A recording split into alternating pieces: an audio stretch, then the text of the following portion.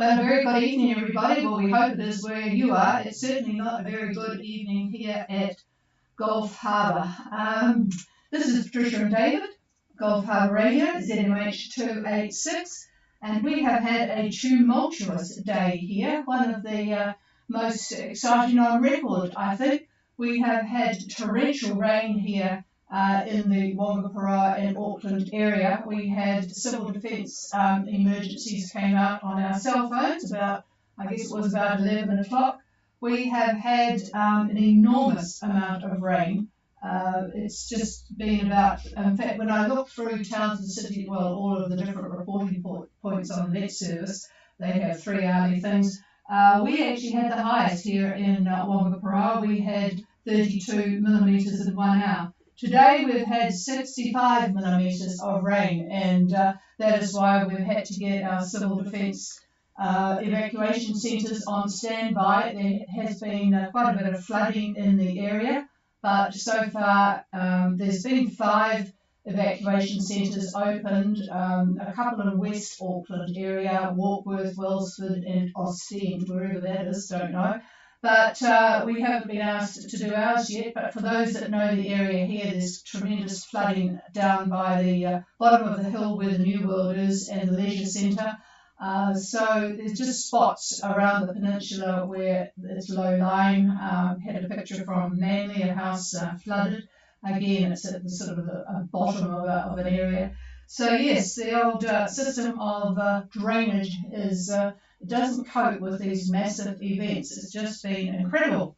So that's kept me busy today, plus talking to a few of you on the phone trying to get radios working on this frequency 8752. And the first thing I always suggest is that you get your, if it's an icon, and there seems to be mostly icons out there, that you get your dial reading and get it into the 8 megahertz frequency so that you can change frequencies quite quickly from perhaps the emergency frequency 8291 to the maritime working frequency, which is 8297. And on that subject, I will, for those radios that cannot copy me or can't transmit on 8752, I will be going to 8297 after we've finished on 8752 when people get underway, which looks like patience is running out, and I think David's going to be talking about what to expect later on this week. Anyway, there was another question came in from a boat wondering what frequency to use for boat-to-boat traffic. And usually there is a net starts up for people to talk to each other as they go on. Last year, certainly in the evening, after we finished, there was a net at 6 o'clock, and I just suggested they use, and they did, our frequency 8752. It has been allocated to Gulf Harbour Radio, but we don't use it 24 hours of the day, so you are more than welcome to use 8752. 8173 is also one that people tend to use, so try that one.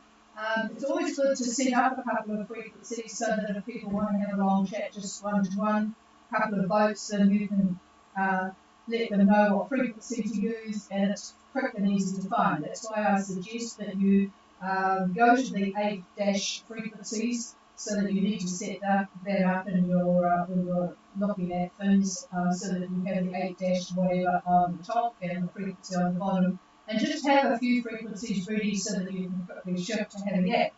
So 8173 or continue on 8752, certainly in the mornings, because we're not using 8752 now, you're more than welcome to use that. If you want to go to a 6 meg frequency, 6516 is a good one, and just, well, there's a couple of others, and we can let people know. So if you're going to have a cruiser net, don't use full power.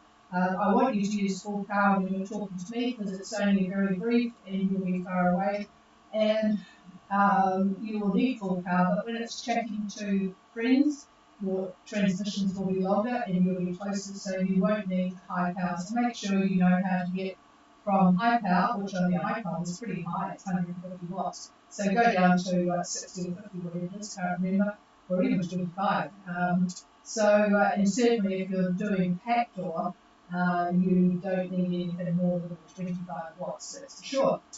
Okay, having said all of that, not much news apart from the weather, which was absolutely dramatic. I got a message on the stream here that Tim says that if it carries on raining like this, they'll have to anti-foul the decks. Well, I tell you what, I unfortunately hadn't got around to, usually in the winter time, and well, not quite the winter time, I usually have sprayed wet and forget all around the boat, on the decks, on the canvas, on the sails, on the lines in particular. I can't stand getting rid of green on the lines, and I haven't done it yet because the wet and forget shop moves a bit further away, and of course when it's raining you don't feel like doing that sort of thing. But and it's just kept raining, so but that's going to have to be done on the first available opportunity. Okay, we're going to check a few people if they want radio checks later, but at this stage, the important thing is to hear from the weatherman. Here's Dave.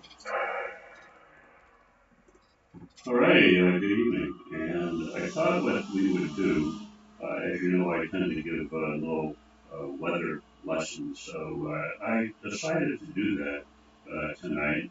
It'll be relatively short, but I think kind of useful. Then I will go into what I consider to be the official forecasting for the rest of today, Wednesday, Thursday, and Friday, maybe even Saturday as well.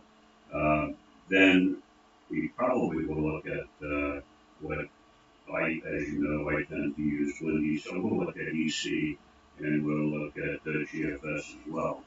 So the reason I'm doing the little weather lesson first is so you don't tune me off. The forecast, that would be terrible. Well, it's not happening. Well, yeah.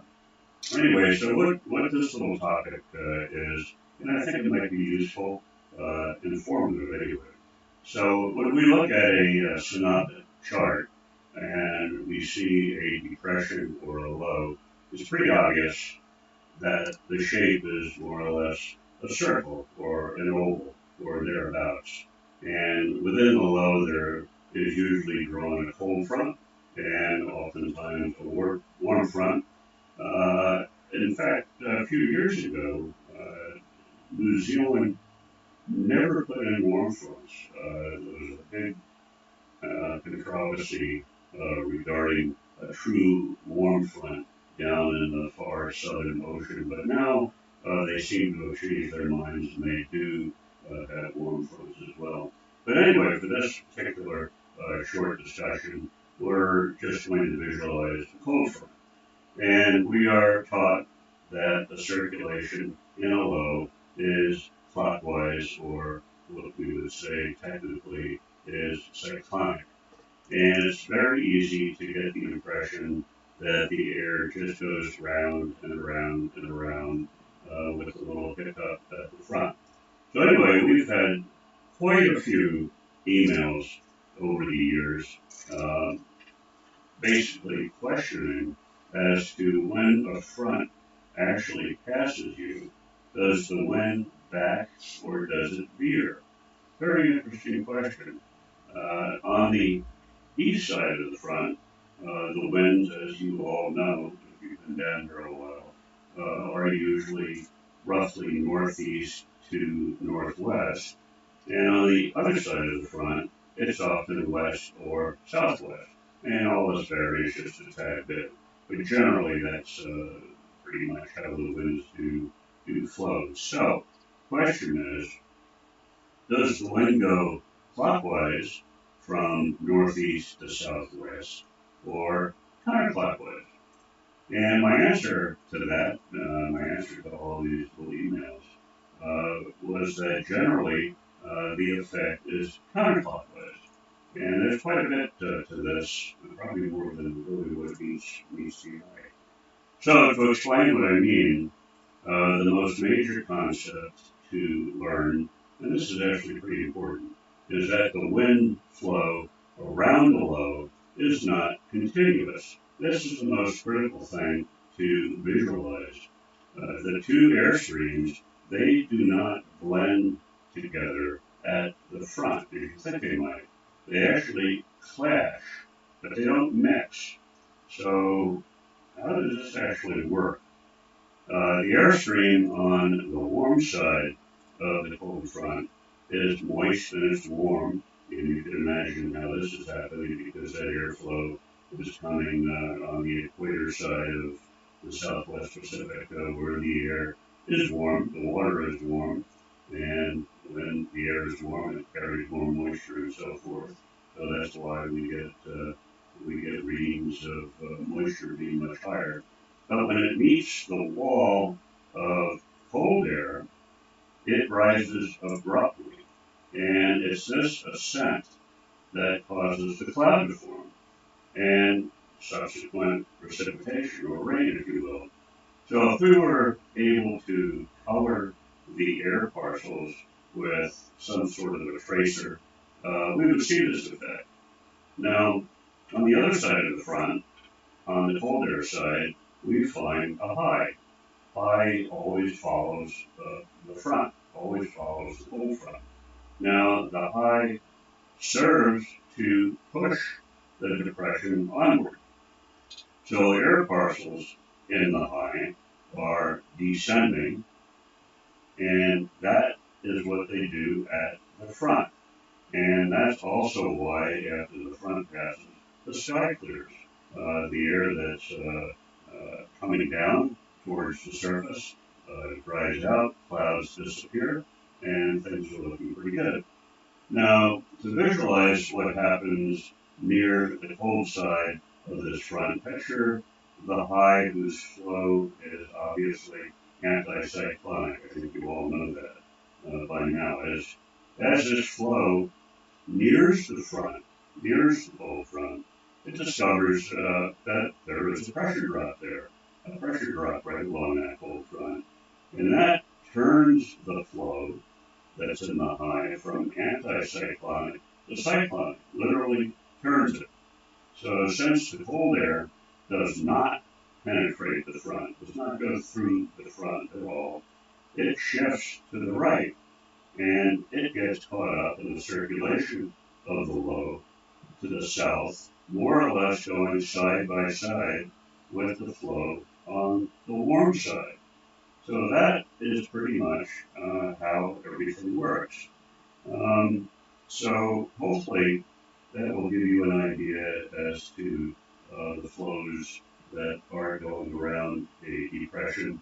And yeah, I think it's useful to understand that. Now I'm going to give you a couple of other interesting things since nobody, I don't think, is going anywhere today. Tomorrow.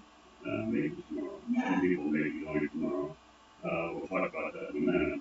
But I'm going to give you some data that you might even be able to take to the bank on this. So those of you that have got nothing better to do can look at some of your upper level pictures that you get. And we'll look at these upper level ones very, very briefly. And the first one we'll look at is the 850 millibar line, or ISO height, if you will. Now, if you go to these various charts, and they're out there, many sources are available to you to see this. But if the 850 lines, or the ISO heights, are perpendicular to the surface isobars, then you can pretty much count on the fact that the cold fronts are going to be moving very fast, very fast. So perpendicular to the surface isobars, cold fronts are moving quickly. Now, we'll look at 700 millibar lines, or ISO heights. Now, if these lines are running parallel to the surface isobar lines, the front is going to be very active, and the greatest amount of precipitation, squalls and so forth, is going to be at and behind the actual front. So it's going to be at or behind the actual front. Now, if the 700 lines are perpendicular to the surface isobars, the front is going to be relatively inactive, and most of the rain that we're going to get from this, and most of the squalls that are going to occur are going to be well in front of the front. That sounds like a funny sentence, doesn't it? So it's going to be in front of the actual front that's drawn on your chart. In fact, this could be up to 150 nautical miles. Sometimes even a little bit further. So when you get your synoptic chart and you see the front drawn with the little triangles on them, you think, oh, we're not going to get the rain until that gets to it. Well, that's not so. If those 500 millibar lines are perpendicular to the surface isotopes. Now, the last thing about 700 millibar is that those lines, those isoheights, they tend to steer the low. So I know you can look at your models and you can see the direction that they think that the heat pressure or the low is going to go. But that's another check for you. You'll be able to see for yourself pretty much the direction that that depression is going to go. And the very last thing, we're almost done, and then I'll get into the forecasting part. You all know about the SPCZ, the South Pacific Convergence Zone. And boy, it's amazing how many questions I get about this. So what is it? Where does it come from? And very simply, it's a cloud band, and the cloud band can be very active or it can be pretty inactive, but sure enough, it's there.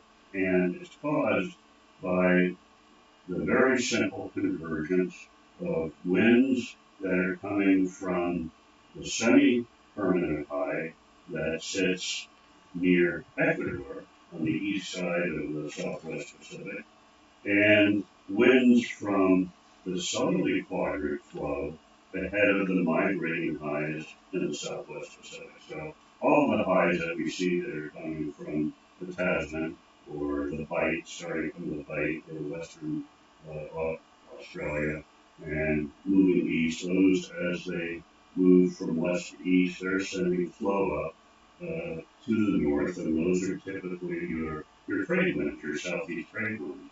And those winds clash with the winds that are coming from that semi-permanent high near the Ecuador area. And that's all it is. That's the South Pacific Convergence Zone. Okay, now, given that, and I'm sure you're quite anxious to see what the latest and greatest is regarding the forecasting. And what we're learning now in terms of the boats that are running from the it seems like the gaggle of you, the majority of the boats, rally boats or otherwise boats, are wanting to leave either now or into the weekend. So what I'm going to give you right now is the official forecast from New Zealand Met Service. Now you can get this yourself, but this is the most recent release that they've given. I think this came out at about 4:33 this afternoon.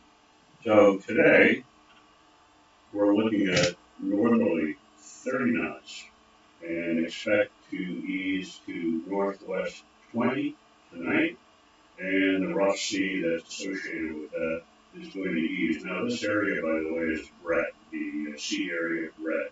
And Brett covers from North Cape, Cape Reinga, all the way down to the Marsden area. So all of you people that are in that zone, this is the forecast that you would listen to. Now, the northeast swells are going to be 3 meters. Very, very poor visibility and rain. Expected to ease somewhat this evening, and possible severe and squally thunderstorms. And I can assure you that there is no question that the winds are going to be at least that strong. We've been getting reports of 38 knots up to 45 knots. So this forecast from the Met Service tends to be a little bit on the light side, I would say. And anyway, tomorrow, Wednesday, we're looking at northwest 20 knots. Again, the Brett area, rising to westerly, shifting and rising to 30 knots in the morning, and that will continue through the day. The sea is going to be rough, as you can imagine. Northeast swells 3 meters, expected to ease somewhat on Wednesday as the day rolls on. But offshore, expect northwest swells 3 meters, and that will continue throughout most of the day tomorrow, Wednesday. And again, very poor visibility with, they say, afternoon rain, but I can assure you it's going to be rainy pretty much all day tomorrow. Now on Thursday, we're looking at westerly 30 knots. Westerly 30 knots. Sea is rough. Moderate northeast swell is expected to ease, and moderate northwest swell, the offshore swell that we talked about, is expected to ease as well. Now Friday, which is I think the day that most of you are wanting to leave. Some of you are talking about Thursday, but Friday certainly looks a little bit better. Southwest winds 25 knots, and they're expected to ease to southerly 15 knots. And again, the rough sea is expected to ease as well. And as far as they go out to Saturday, not much information is given, but they're talking about southerly winds about 10 knots. So you can see that the system is starting to move off. So that's the official forecast. And again, you can find it yourself. It comes out 4 times a day, and enjoy it if you get it. Otherwise, if you're not able to get it or don't want to get it, I will repeat tomorrow the latest forecast. Now, looking then at the models, looking at GFS first, and looking today, we all know what we're getting out there. The models, at least, are calling off pretty much with the Met Service is called off. And we're looking at about 31 to 35 knots, and they're going to be pretty much out of the northeast, and again, quite a bit of wind. Looking at EC, EC is calling off virtually the same thing. So that's what we like to look at. We like to see the models in agreement with each other. Taking a look now at Wednesday, we'll look at about lunchtime. And the area that I'm looking at is pretty much the Okua area, but it's more or less the same up around North Cape, and actually a little bit stronger down around Marsden. But we're looking at 34 knots from EC, and winds, I would say, southwest for the most part. Looking at GFS for tomorrow, a little bit less wind according to them. We're looking at about 28 knots, maybe 30 knots. Again, the same direction, about I would say southwest for the most part. And looking at Thursday, we'll look at about lunchtime. Winds are easing a bit, so around the Okua area and the Marsden area, about 25 knots. For those of you that have decided to go almost due north, for those of you that are wanting to go up to New Caledonia and whatnot, we're looking at 30 knots, 30 knots, and the winds are basically southwest. That's GFS. Looking at EC, boy, they are calling off much stronger winds for Thursday at lunchtime. 40 knots, 40 knots. Now let's run to Friday, which seems to be the day that most of you are going to go. Looking at EC, up just to the east of North Cape, we're looking at about 26, 28 knots, for the most part out of the south. and at least the wind direction is in agreement with New Zealand Met Service. And that's EC. Looking at GFS, a little bit less. We're looking at about 18 to 20 knots out of pretty much the southwest. Now, going a few days out, if you are in fact going, taking a look at Sunday, as an example, the winds drop off dramatically. Very, very light air. We're looking at about 5 to 10 knots as we get up to between New Zealand and maybe 32, 33 degrees of latitude. That's GFS. Looking at EC, a little bit more wind there, falling off about 10 knots. That's Sunday. We'll jump to Tuesday, and we'll move up to, about 30 south. And the winds, according to EC, are, we'll call it southeast, about 16, 17, 18 knots, like that. And GFS is falling off much lighter winds, around 30 degrees. And that is 8 knots, 8 to 10 knots. So that's about as far as I would care to go on the forward look. So what we'll do tomorrow, I will give the same wind forecast from New Zealand Met Service, and we'll look again at EC and again at GFS and see what changes have taken place. The models are moving the systems a little bit quicker. I thought we would have had a little bit more wind on Friday than what is being predicted, but that's good that it is moving like that. But at least they seem to be pretty much in agreement. The light air areas, a little bit of change amongst the models there, but it's still light air. So a big change for you, make it much more comfortable. And as far as the seas go, looking back on the Thursday time frame, we still are looking at 4 meters out there, but they're going to drop very, very quickly into Friday and Saturday, and getting into Monday, Tuesday, even more so. So that's going to make it much more pleasant.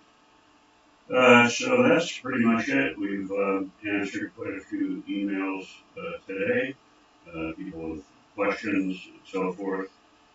So keep it up if you're interested.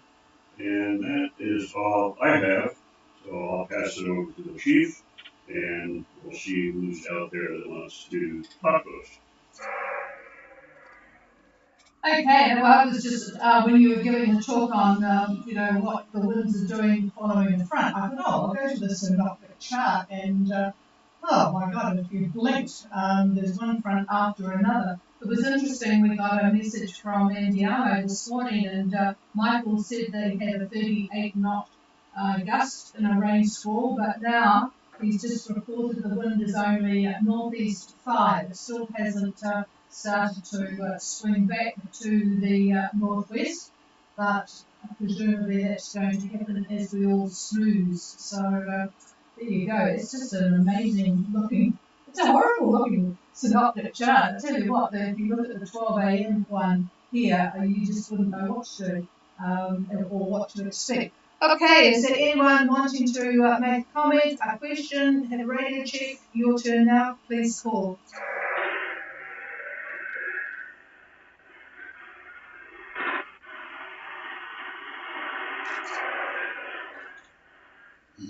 I think I heard a little. Does anyone hear something? I just heard somebody, but of course it's not all that great. 8 meters at this time for me to hear, although if you're up in the Opua area, my Kaio antenna should be able to pick you up. But if there's anyone there, I might need a relay or a try again.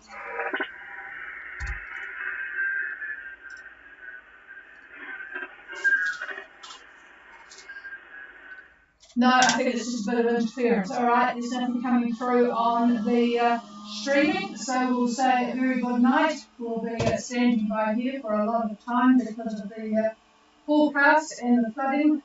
So we'll leave you in peace and hope. Well, the best place to be is on a boat at the moment, so wish we were on out. Cheers, everybody. Stay dry. We've actually lit the fire today, not because it's cold, it isn't, but it's. In fact, it's what is it? The temperature here. It's 18 outside now, and it has dropped to about 5 knots of northeast wind. The barometer is still going down though, 1004.5. So we've got more coming, but we'll wait and see what it does. Cheers, everybody. Have a very good evening. This is Gulf Harbour Radio to you.